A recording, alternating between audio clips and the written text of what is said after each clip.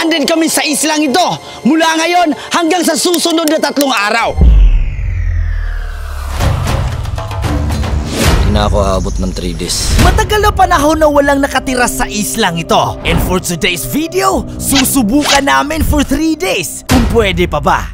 Okay boys, ang una nating gagawin ay hahanapin natin ang mga kahon na naglalaman ng starter pack na siyang rason kung bakit tayo mabubuhay dito sa islang ito. Para mas mabilis mahanap ang mga kahon, ang buong team ay hinati namin sa 2 grupo. Lalasa ng pandinig, lawakan na pag-iisip dahil ang mundo'y nababalot ng misteryo.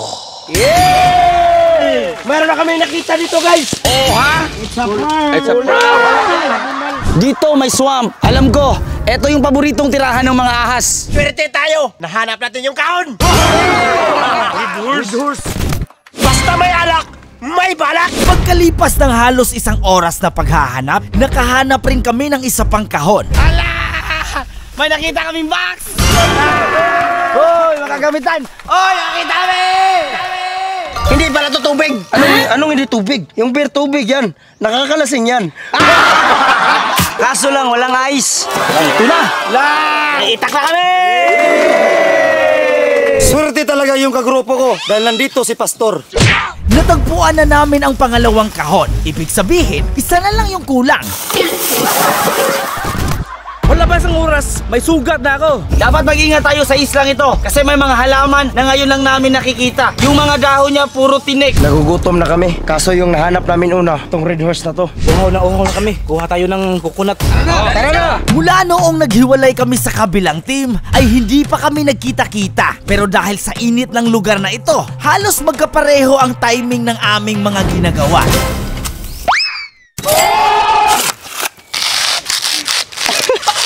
Really, nigga? Sa wakas nakainom rin. Ito rin pagkain. Nagpatuloy kami sa paghahanap para hindi masayang ang oras. Dahil sa totoo lang, kailangan naming makainom ng tubig tabang. At dahil sa totoo lang, mas lalala ang uhaw kung puro buko lang.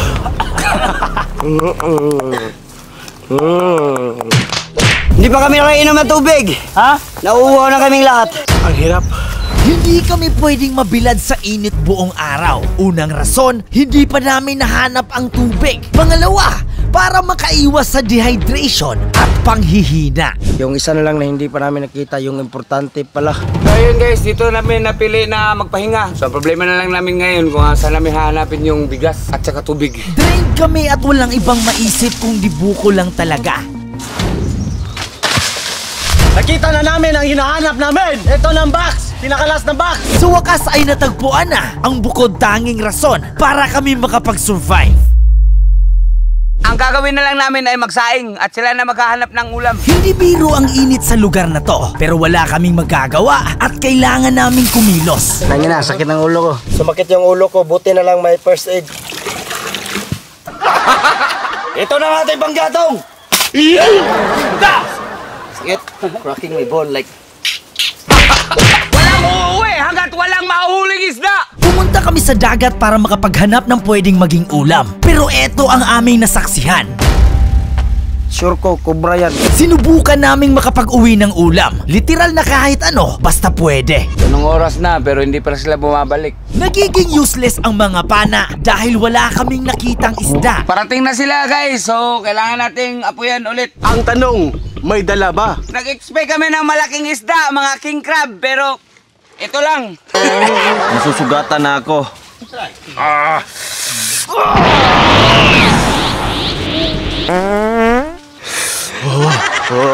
Kakaiba talaga ang islang ito. Buti na lang na isama sa mga kahon ang first aid kit. Ito lang yung kuha nila, 2 oras sila mahigit dun. Ito lang muna ulam namin. Pinagtiyagaan na muna namin kung anong meron. Pati sa tubig ay nagtitipid kami. Ito yung kinain namin, parang graba. Ako yung in charge sa pagkain na tubig. Iinom kami ng tubig tuwing pagkatapos lang kumain at tag-iisang baso lang. Pagkatapos ay sumabak na naman kami sa paghahanap ng makakain. Pinakamasarap ng inasol sa ang. Hindi ko alam kung anong tawag nito sa Tagalog. Dahil limitado kami sa tubig, sa dagat na rin kami nagprepara para sa susunod na lulutuin. Meron akong merong nipa dito na titikman na natin. Para siyang kaong. Ngayon, ipatikim natin nila. Ipapakita ko sa inyo kung gaano ako kalakas.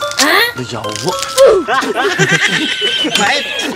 Wala pa kaming 24 oras pero ubos na yung isang galon. Maliban sa problema sa tubig, kailangan naming magmadali na magluto bago pa lumubog ang araw. Kayo bigay ulam akin. Ako gutom isla na to. Pag kayo hindi bigay ulam, isa inyo kakainin akin.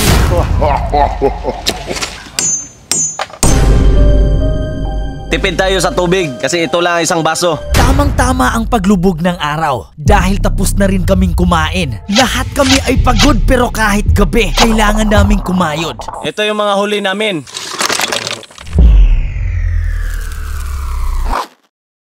Ngayon ay umaga na. Bagong buhay, bagong problema.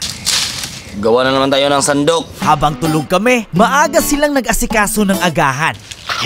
Habang dumudumi kami, may nakita si Tanli. Buti pa, lutuin na lang natin to. Uy, wag! May mama yan. Kagaya kahapon, pagkatapos naming kumain ay naghahanap na naman kami ng makakain.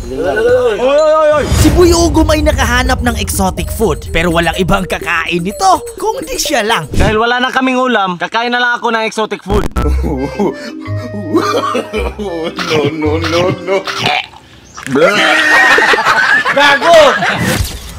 Yung natira naming kanin, gagawin na lang naming lugaw kasi wala kaming pang-ulam. Zero, wala tayong ulam ngayon. Dahil wala tayong ulam, lugaw!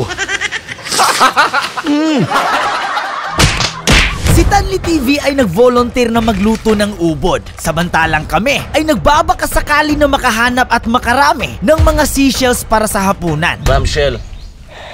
May pang-ulam na mamaya! Ngayon ay nangunguha kami ng shell dito. Ganito. Ganito karami yung nakuha naming shell ngayon. Pagkatapos umuwi na kami upang maghanda. Kung siguro na-discovery pa namin to ng mas maaga, hindi na sana kami nahihirapan pa sa ulam. Ngayon na kami nakatikim na masarap na ulam dito sa isla. Pagkatapos naming kumain, natulog na kami para sa magandang bukas na naghihintay.